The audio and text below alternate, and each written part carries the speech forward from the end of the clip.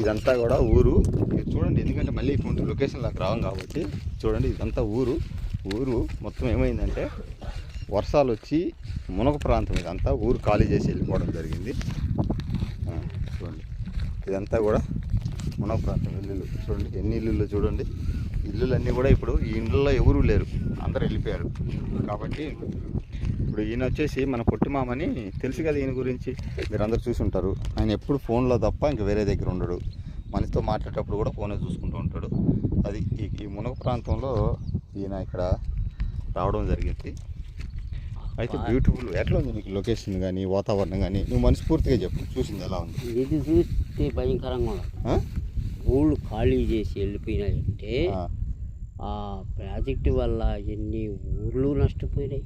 డబ్బులు ఇచ్చారు గవర్నమెంట్, డబ్బులు ఇచ్చిండు. ఎందుకంటే ఈ ఆ ప్రకృతి ఆనందం రాదు కదా, రాదు. ఒకసారి పుట్టు పెరిగి ఊర్లు వదిలేసి ఖాళీ చేసి ఇక్కడ ఇంకోటి కూడా ఆలోచించాలి. ఎందుకంటే ఇప్పుడు వరదలు వచ్చినప్పుడు కొట్టకపోయేదానికన్నా ముందే ఖాళీ చేసి సేఫ్ జోన్లోకి బయటకు వెళ్తే గవర్నమెంట్ డబ్బులు ఇవ్వడం వల్ల అది బెటర్ కదా.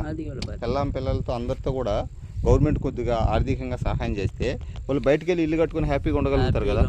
అందుకే ప్రభుత్వం కూడా వీళ్ళందరూ ఖాళీ చేసి వాళ్ళకి కావాల్సినంత ఇచ్చి వాళ్ళకి ఒక స్వేచ్ఛ. ఆ ఇంట్లో చూద్దారా ఆ ఇంట్లో ఎలా ఉంటారు. ఆ ఇంట్లో అవన్నీ చూడండి, ఆ ఇల్లులన్నీ కూడా ఖాళీ చేసి అన్నీ పడిపోయాయి ఆల్మోస్ట్. చూడండి కింద ఇవన్నీ ఇల్లు ఎక్కడ చూడు, ఇల్లు చూసారా? కరెంటు వైరు ఇది. అప్పట్లో వాళ్ళు కరెంటు వైరు ఇక్కడ ఇది చూడండి, కరెంటు వైరు ఇది, చుచ్చు బోర్డు ఇది వచ్చేసి బెడ్రూమ్ అనుకుంటా. ఇది బెడ్రూమ్ అంతా కూడా, ఇదంతా బెడ్రూమ్. ఇదంతా కిచెన్ రూమ్ అంటే నీళ్ళు వచ్చి అక్కడికి వస్తాయి అన్నమాట. Kitchen room. నీళ్ళు ఎక్కడికి వస్తాయా చూడు, గీతం చూడు. అక్కడ కాదు, ఇల్లు మునిగిపోద్ది పూర్తిగా. ఇల్లు మొత్తం క్లోజ్. ఇది అంత వాటర్ వస్తుంది, అది కదా.